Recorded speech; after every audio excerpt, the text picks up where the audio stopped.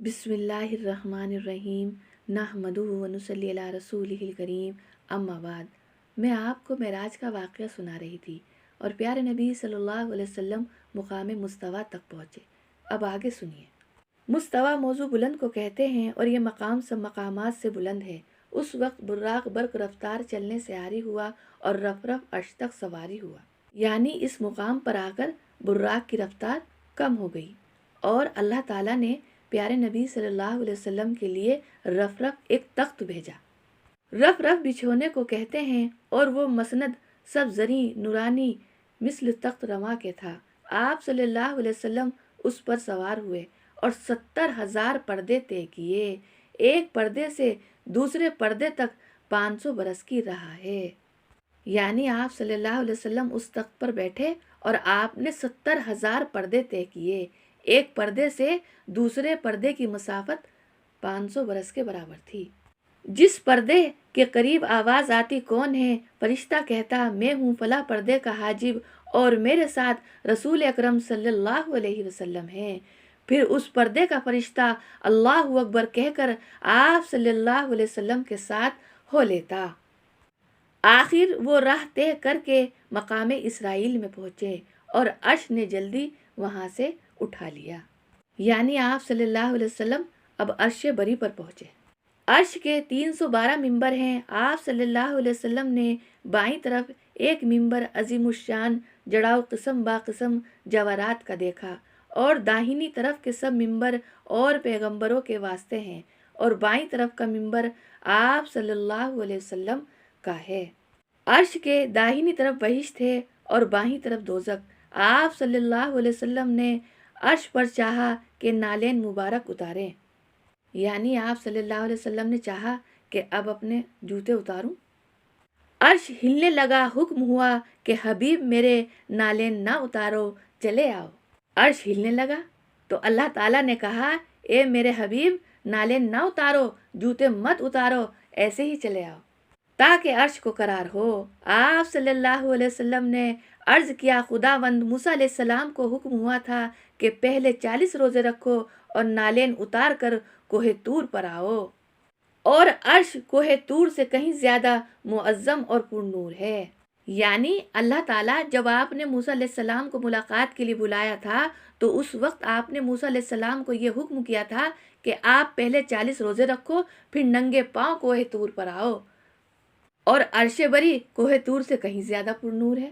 پھر نالین کیوں نہ اتاروں، خطاب ہوا کہ اے میرے محبوب، موسیٰ علیہ السلام کو اس واسطے نالین اتارنے کا حکم دیا تھا کہ خاک وادی مقدس کی اس کے پاؤں میں لگے تاکہ اس کو بزرگی حاصل ہو۔ سبحان اللہ۔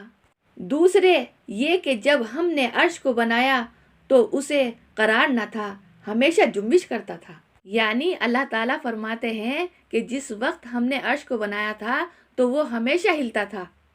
میں نے اس سے وعدہ کیا تھا کہ ایک رات ہم اپنے محبوب کو بلائیں گے اور اس کی نالین کا گوشوار تجھ کو عطا فرمائیں گے۔ سبحان اللہ۔ اس وعدے پر عرش کو قرار ہوا اور اسی وقت سے عرش بری نالین کا مشتاق ہے۔ جب آپ صلی اللہ علیہ وسلم تمام حجاب طے کر چکے، اکیلے رہ گئے، اس وقت خوف غالب ہوا۔ ابو بکر صدیق رضی اللہ تعالیٰ عنہ کی آواز کان میں آئی، حیران تھے، خدایا ابو بکر کیوں کرائیں گے؟ یعنی صلی اللہ علیہ وسلم نے جب 70,000 پردے طے کر لیے تو آپ کے دل میں خوف غالب ہونے لگا۔ تو اچانک آپ کے کانوں میں حضرت ابو بکر صدیق رضی اللہ تعالیٰ عنہ کی آواز آئی۔ آپ صلی اللہ علیہ وسلم نے سوچا یا اللہ، اس جگہ ابو بکر صدیق رضی اللہ تعالیٰ عنہ کیوں ہوں گے؟ ناگہاں حضرت عزت سے خطاب ہوا، اے میرے حبیب صلات میری رحمت ہے۔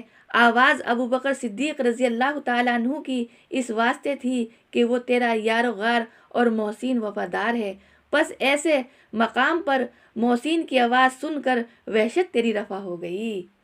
اس واسطے میں نے ایک فرشتہ بصورت ابو بکر صدیق رضی اللہ تعالیٰ عنہ پیدا کیا، آواز اس کی مثل ابو بکر صدیق رضی اللہ تعالیٰ عنہ کے ہے۔ اس نے آواز دی، اس وقت تیری وحشت جاتی رہی۔ یعنی اللہ تعالیٰ فرماتے ہیں کہ ہم نے ایک فرشتے کی شکل ابو بکر صدیق رضی اللہ تعالیٰ عنہ جیسی بنا دی تاکہ آپ کی وحشت جاتی رہے۔ مثل آواز بھی اسی طرح کی تھی تاکہ آپ کو یہ احساس نہ ہو کہ آپ اکیلے ہیں۔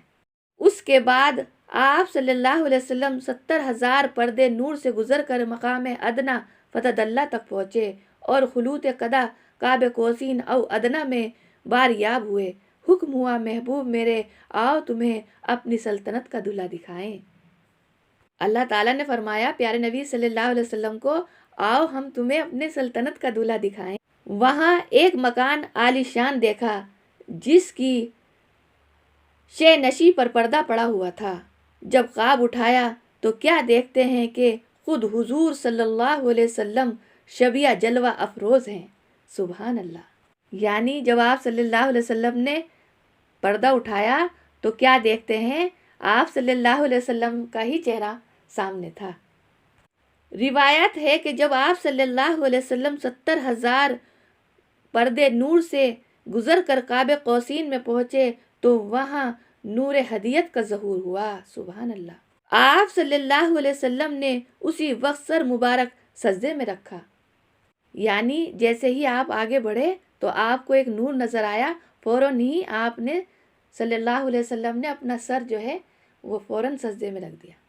المزغابہ، اس عاجزی اور شکر گزاری کے حضرت رسالت نے اس مقام عالی سے بھی تجاوز فرمایا، یہاں تک کہ آپ صلی اللہ علیہ وسلم میں اور جناب ہدیت میں فاصلہ 2 کمان کا یا اس سے کم کرے گیا، یعنی اللہ تعالیٰ کے بیچ اور آپ صلی اللہ علیہ وسلم کے بیچ 2 کمان سے زیادہ کا یا کم کا فاصلہ رہ گیا۔ جب آپ صلی اللہ علیہ وسلم آگے بڑھے ہیبت سے وحشت طاری ہوئی، اس وقت پروردگار عالم نے دست قدرت اپنا آپ کے شانوں کے بیچ رکھا، یعنی جب آپ کو وحشت طاری ہونے لگی تو اللہ تعالیٰ نے آپ کے شانوں کے بیچ اپنا ہاتھ رکھا۔ اس کے رکھنے سے علم اولین و آخرین حاصل ہوا، یعنی اللہ تعالیٰ کے ہاتھ رکھتے ہی آپ کو فوراً دنیا اور آخرت کا سارا علم حاصل ہو گیا۔ کہتے ہیں کہ جب رسالت معاب فخر دو عالم صلی اللہ علیہ وسلم مقام جلال و ہیبت میں پہنچے، خوف آپ کے دل پر غالب ہوا، یعنی آپ صلی اللہ علیہ وسلم کے دل پر خوف سا غالب ہونے لگا اللہ تعالیٰ کو سامنے دیکھ کر۔ ناگاہ ایک قطرہ عرش سے ٹپکا، آپ صلی اللہ علیہ وسلم نے نوش کیا۔ کوئی چیز اس سے زیادہ شیریں نہ چکھی تھی، یعنی آپ صلی اللہ علیہ وسلم کو جب خوف پیدا ہونے لگا تو عرش سے ایک لذیذ قطرہ ٹپکا جسے آپ نے نوش فرمایا، جو بہت زیادہ لذیذ تھی اور بہت شیریں تھی۔ نوش فرمانے کے بعد آپ کو اگلی اور پچھلی باتوں کا دونوں کا علم ہو گیا۔ بعد اس کے رحمت العالمین نے اپنی امت کے واسطے درگاہ غفور الرحیم میں دعا کی، جناب کبریا نے اسے قبول فرما لیا اور بہشت کی سیر کے واسطے حکم ہوا۔ آپ نے انواع کے مکانات، اقسام کی نعمت، رنگ برنگ کے نامائے بہشت ملاحظہ فرما کر شکر الہی بجا لائے، یعنی جب آپ صلی اللہ علیہ وسلم نے جنت کی سیر کی تو وہاں کی بے شمار نعمتیں دیکھ کر اللہ تعالیٰ کا شکر ادا کیا۔ اس کے بعد دوزخ کے دیکھنے کو متوجہ ہوئے۔ حضرت شفیع الامم سید عالم صلی اللہ علیہ وسلم دوزخ کو دیکھ کر بارگاہ رب العزت میں گریہ وزاری کرنے لگے، یعنی جب رسول اللہ صلی اللہ علیہ وسلم نے دوزخ کو دیکھا، وہاں کی تکلیف کو دیکھا، تو آپ صلی اللہ علیہ وسلم نے اللہ تعالیٰ سے خوشامد کرنی شروع کی کہ یا اللہ میری امت کا کیا ہوگا۔ ناگاہ خطاب آیا کہ اے حبیب رب العالمین، دائے شفیع المذنبین، آپ صلی اللہ علیہ وسلم ہرگز ملول خاطر نہ ہوں۔ قیامت کے دن آپ صلی اللہ علیہ وسلم کی شفاعت سے اتنے آدمی بخشوں گا کہ آپ خوش ہو جائیں گے، یعنی اللہ تعالیٰ نے حضور اقدس صلی اللہ علیہ وسلم سے فرمایا کہ آپ پریشان نہ ہوں اپنی امت کے بارے میں، آپ کی شفاعت سے اتنے آدمی بخشوں گا کہ آپ خوش ہو جائیں گے۔ پھر حق تعالیٰ نے یاد دلایا کہ حبیب جبرائیل علیہ السلام کا تو سوال بھول گیا۔ آپ صلی اللہ علیہ وسلم نے عرض کیا یا الہی تو دانا اور بینا ہے اور سوال تو اس کا خوب جانتا ہے۔